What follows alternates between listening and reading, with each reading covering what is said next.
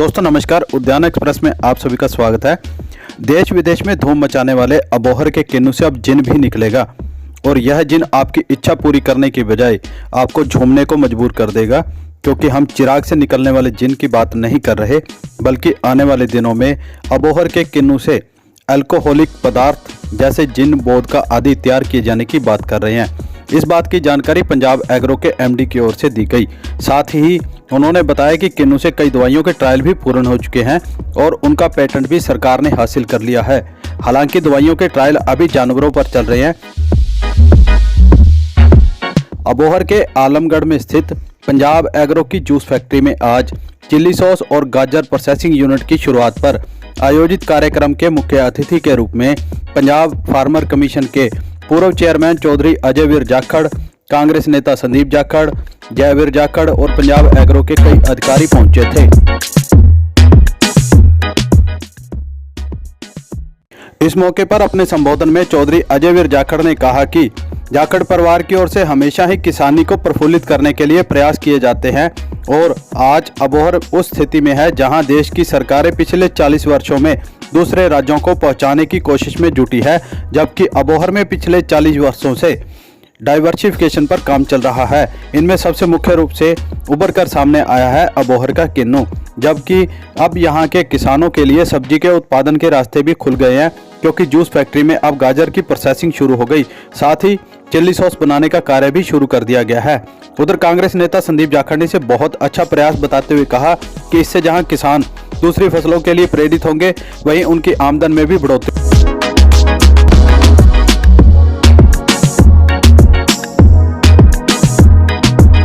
ਅਸੀਂ ਪੰਜਾਬ ਐਗਰੋ ਵੱਲੋਂ ਇੱਥੇ ਆਏ ਹੈਗੇ ਆ ਤਾਂ ਕਿ ਕਿਸਾਨਾਂ ਨੂੰ ਜੋ ਪ੍ਰੋਸੈਸਿੰਗ ਫੈਸਿਲਿਟੀਜ਼ ਅਵੇਲੇਬਲ ਹੈਗੀਆਂ ਤੇ ਜਿਹੜੀਆਂ ਅਸੀਂ ਵੈਜੀਟੇਬਲ ਦੇ ਵਿੱਚ ਡਾਈਵਰਸਿਫਿਕੇਸ਼ਨ ਲਈ ਜੋ ਅਸੀਂ ਉਪਰਾਲੇ ਕੀਤੇ ਹੈਗੇ ਆ ਉਹਨਾਂ ਬਾਰੇ ਦਿਖਾ ਸਕੀਏ। ਸਭ ਤੋਂ ਪਹਿਲਾਂ ਤਾਂ ਜਿਹੜਾ ਸੈਂਟਰ ਆਫ ਐਕਸਲੈਂਸ ਬਣ ਰਿਹਾ ਹੈ ਇੱਥੇ ਵੈਜੀਟੇਬਲ ਨਰਸਰੀ ਦਾ, ਤਾਂ ਕਿ ਕਿਸਾਨਾਂ ਨੂੰ ਉੱਚ ਕੋਟੀ ਦੀ ਪਨੀਰੀ ਮੁਹੱਈਆ ਕਰਾਈ ਜਾ ਸਕੇ। ਸੋ ਉਹ ਸਾਡਾ ਪ੍ਰੋਜੈਕਟ ਅਗਲੇ 1.5 ਮਹੀਨੇ ਦੇ ਵਿੱਚ ਕੰਪਲੀਟ ਹੋ ਜਾਊਗਾ ਔਰ ਕਿਸਾਨਾਂ ਨੂੰ ਵਧੀਆ ਪਨੀਰੀ ਦਿੱਤੀ ਜਾਊਗੀ। ਇਹ सूबे का सब तो वधिया सेंटर ऑफ एक्सलेंस होगा, जो कि पंजाब सरकार वालों इसका पैसा दिता गया सीगा। सो पंजाब एग्रो नूं दिता गया सी इसकी जिम्मेवारी कि इनू इंप्लीमेंट किया जाए। कैरेट का एक प्रोजेक्ट शुरू किया सीगा ताकि इंटैग्रेटेड डिवेलपमेंट हो सके।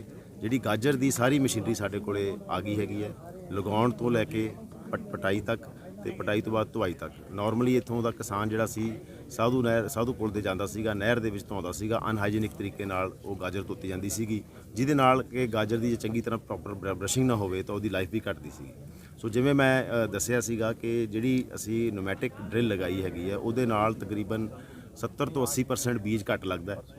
ਔਰ ਜਦੋਂ ਤੁਸੀਂ ਨੋਮੈਟਿਕ ਡਰਿਲ ਨਾਲ ਲਗਾਈ ਹੋਵੇ ਤਾਂ ਉਹਦੀ ਪਟਾਈ ਸੁਖਾਲੀ ਹੋ ਜਾਂਦੀ ਹੈ। ਇੱਕ ਮਸ਼ੀਨ ਨਾਲ ਤੁਸੀਂ ਪੱਟ ਸਕਦੇ ਹੋ, ਜਿਹੜੀ ਤੁਸੀਂ ਮੈਨੂਅਲ ਲਗਾਈ ਹੋਵੇ ਤਾਂ ਮੈਨੂਅਲ ਨਹੀਂ ਪੱਟ ਸਕਦੇ। ਸੋ ਉਹਦੇ ਨਾਲ ਕਿਸਾਨ ਦੀ ਲੇਬਰ ਬਚਦੀ ਹੈਗੀ ਹੈ। ਔਰ ਜਿਹੜੀ ਮਸ਼ੀਨ ਦੇ ਨਾਲ ਲੱਗੀ ਹੁੰਦੀ ਹੈ ਉਹਦੀ ਜਿਹੜੀ ਜੜ ਹੈਗੀ ਬਹੁਤ ਡੂੰਘੀ ਜਾਂਦੀ ਹੈਗੀ ਹੈ ਔਰ ਤਕਰੀਬਨ ਕਿਸਾਨਾਂ ਦੇ ਦੱਸਣ ਮੁਤਾਬਕ 30% ਯੀਲਡ ਵੱਧ ਹੈ। ਜਿਵੇਂ ਜਿਵੇਂ ਡਾਈਵਰਸਿਫਿਕੇਸ਼ਨ ਦੀ ਗੱਲ ਚੱਲੂਗੀ ਤਾਂ ਜਿਵੇਂ ਆਪਣਾ ਗਾਰਲਿਕ, ਅਨੀਅਨਸ ਤੇ ਉਹਨਾਂ ਦਾ ਵੀ ਅਸੀਂ ਐਂਡ ਟੂ ਐਂਡ ਮੈਕਨਾਈਜੇਸ਼ਨ ਦਾ ਅਸੀਂ ਇੱਥੇ ਫੈਸਿਲਿਟੇਟ ਕਰਾਂਗੇ।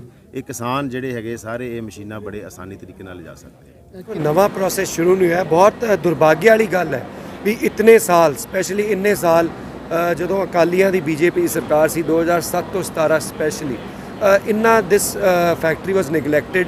ਹੁਣ ਮੈਨੂੰ ਬੜੀ ਖੁਸ਼ੀ ਦੀ ਗੱਲ ਹੈ, ਹੁਣ ਤੁਸੀਂ ਅੰਦਰ ਟੂਰ ਕਰਕੇ ਆਏ ਹੋ ਵੀ ਆਪਣੀ ਚਿਲੀ ਪ੍ਰੋਸੈਸ ਹੋ ਰਿਹਾ ਐਂਡ ਆਪਣੀ ਚਿਲੀ ਪੇਸਟ ਅਬੋਹਰ ਤੋਂ ਪ੍ਰੋਸੈਸ ਹੋ ਕੇ ਪੂਰੀ ਦੁਨੀਆ ਭਰ ਜਾ ਰਹੀ। ਕਿੰਨੀ ਵੱਡੀ ਗੱਲ ਹੈ।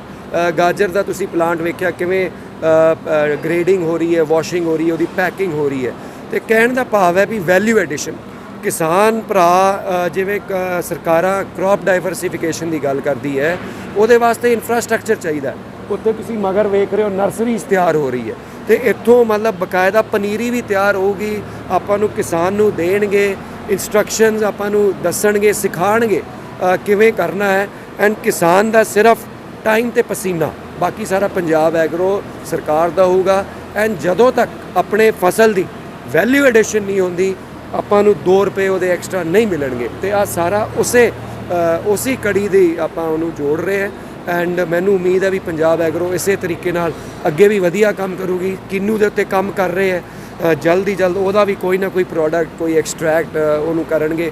ਤੇ ਜਿਵੇਂ ਅੰਦਰ ਦੱਸ ਰਹੇ ਸੀ, ਜਿਹੜੀ ਇਹਨਾਂ ਨੇ ਪੈਕਿੰਗ ਕੀਤੀ ਹੋਈ ਚਿਲੀ ਪੇਸਟ ਹੈ, 2-2 ਸਾਲ ਉਹਦੀ ਸ਼ੈਲਫ ਲਾਈਫ ਹੈ। ਟਮੇਟੋ ਪੇਸਟ ਹੈ, 2 ਸਾਲ ਉਹਦੀ ਸ਼ੈਲਫ ਲਾਈਫ ਹੈ।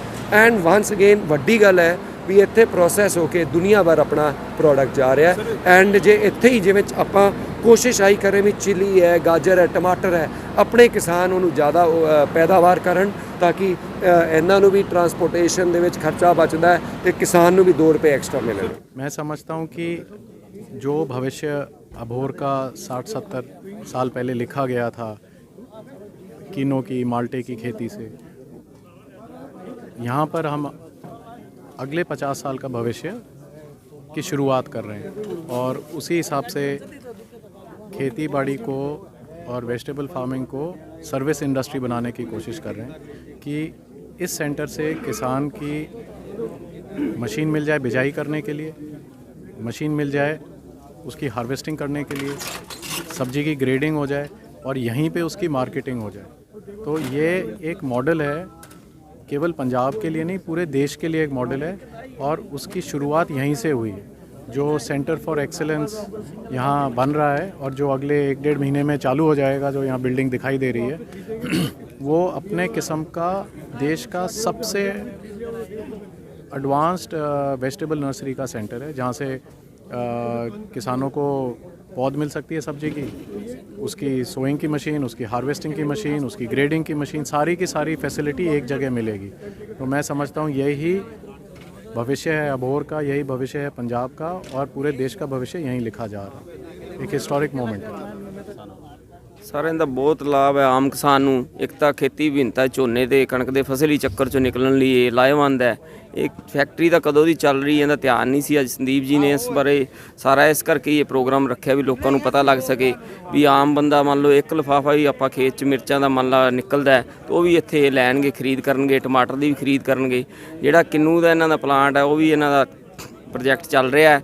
ਇੱਥੇ ਆ ਕੇ ਆਪਾਂ ਜਿਹੜੀ ਆਪਣੀ ਸਬਜ਼ੀਆਂ ਆਰਾਮ ਨਾਲ ਵੇਚ ਸਕਦੇ ਹਾਂ। ਜ਼ਿਮੀਂਦਾਰ ਨੂੰ ਇਹ ਜਿਹੜੇ ਝੋਨੇ ਦੇ ਕਣਕ ਦੇ ਫਸਲੀ ਚੱਕਰ 'ਚੋਂ ਨਿਕਲਣ ਦਾ ਫਾਇਦਾ ਹੈ ਇਸ ਚੀਜ਼ ਦਾ। ਬਹੁਤ ਵਧੀਆ ਲਾਭ ਮਿਲੂਗਾ ਸਾਨੂੰ। ਕਿਸ ਤਰ੍ਹਾਂ? ਚੰਗੀ ਮਸ਼ੀਨੀਆਂ ਲੱਗੀ ਜਾਂਦੀ ਹੈ, ਚੰਗਾ ਵੀ ਮਿਲੂਗਾ ਜੀ, ਸਾਰਾ ਕੁਝ ਚੰਗਾ ਮਿਲੂਗਾ, ਚੰਗਾ ਸਾਡੀ ਆਮਦਨ ਹੋਊਗੀ ਜੀ। ਸਾਨੂੰ 2 ਰੁਪਏ ਫालतू ਵਟੇ ਜਾਣਗੇ ਜੀ। ਪਹਿਲਾਂ ਕਿਸਾਨ ਕੱਲੇ ਕਿੰਨੂ ਹੀ ਲਾਉਂਦੇ ਸੀ। ਹਾਂਜੀ ਹਾਂਜੀ ਹਾਂਜੀ, ਹੁਣ ਗਾਜਰ ਮਿਰਚਾਂ ਸਬਜ਼ੀ ਲਾਈ ਜਾਂਦੀ ਹੈ ਜੀ। ਠੀਕ ਹੈ, ਹਾਂਜੀ ਉਹਦਾ ਅਲੱਗ ਤੋਂ ਲਾਭ ਮਿਲੇਗਾ। ਹਾਂਜੀ ਮਿਲੂਗਾ ਜੀ, ਬਿਲਕੁਲ ਮਿਲੂਗਾ ਜੀ। ਚਾਰ ਸਿੰਘ ਹਾਂਜੀ ਪਿੰਡ ਤੋਤਵਾਲਾ, ਤੁਹਾਡਾ ਜੀ? ਮੌਜੂਦਾ ਸੰਪ੍ਰੀਤ ਪਿੰਡ ਤੂਤਵਾਲਾ, ਮੌਜੂਦਾ ਸਰਪੰਚ। ਬਲਕਾਰ ਜੀ, ਪ੍ਰੋਜੈਕਟ ਲੱਗ ਰਿਹਾ ਹੈ, ਉਹਦੀ ਕਿਸਾਨਾਂ ਨੂੰ ਕੀ ਲਾਭ ਮਿਲੂਗਾ ਜੀ? ਬਹੁਤ ਲਾਭ ਹੈ ਜੀ, ਬਹੁਤ ਲਾਭ। ਕਿਸ ਤਰ੍ਹਾਂ ਇਹ ਲਾਭ ਹੈ? ਕੇਰ ਹੈ ਉਹ ਸਾਨੂੰ ਸੁੱਟਣੀ ਪੈਂਦੀ ਹੈ, ਉਹ ਲੱਗ ਜੂਗੀ। ਗਾਜਰ ਹੈ ਸਾਨੂੰ ਦੂਰ ਲਿਜਾਣੀ ਪੈਂਦੀ ਸੀ, ਉਹ ਨਜ਼ਦੀਕ ਆ ਗਈ ਸਾਡੀ ਫੈਕਟਰੀ, ਸਾਨੂੰ ਬਹੁਤ ਲਾਭ ਹੈ। ਇੱਕ ਛਿਲਕੇ ਤੇ ਵੀ ਰਿਸਰਚ ਆ ਰਹੀ ਹੈ, ਉਹਦੇ ਬਾਰੇ ਕੀ ਕਹਿਣਾ? ਸਾਨੂੰ ਬਹੁਤ ਉਹਦੇ ਬਾਰੇ ਤਾਂ ਹਜੇ ਸਾਨੂੰ ਇੰਨਾ ਨਹੀਂ ਹੈ, ਇਹਨਾਂ ਦੀ ਨੌਲੇਜ ਪੂਰੀ। ਪਰ ਆ ਜਿਹੜਾ ਮਿਰਚ ਵੀ ਇੱਥੇ ਹੋਣ ਲੱਗੀ ਆ, ਉਹ ਤੁਸੀਂ ਹੁਣ ਮਿਰਚ ਵੀ ਜ਼ਿਆਦਾ ਉਗਾਓਗੇ ਇੱਥੇ? ਬਿਲਕੁਲ ਜੀ, ਲੋਕ ਅੱਜ ਸੁਣ ਲਿਆ ਪ੍ਰੋਜੈਕਟ ਨਿਕਲਾਂਗੇ। ਬਿਲਕੁਲ ਮਸ਼ੀਨਾਂ ਦਾ ਵੀ ਇੱਥੋਂ ਲਾਭ ਲਓਗੇ? ਜਿਹੜੀ ਮਸ਼ੀਨਾਂ ਬਿਲਕੁਲ ਜੀ, ਸਾਨੂੰ ਕਿ ਮਿਲਦੀ ਨਹੀਂ ਮਸ਼ੀਨ, ਹੁਣ ਮਿਲ ਜਾਇਆ ਕਰੂਗੀ। ਹਾਂਜੀ ਮਸ਼ੀਨ ਮਿਲ ਜਾਏਗੀ। ਠੀਕ ਹੈ ਜੀ, ਬਹੁਤ ਬਹੁਤ ਧੰਨਵਾਦ। ਵਾਹਿਗੁਰੂ ਦਾ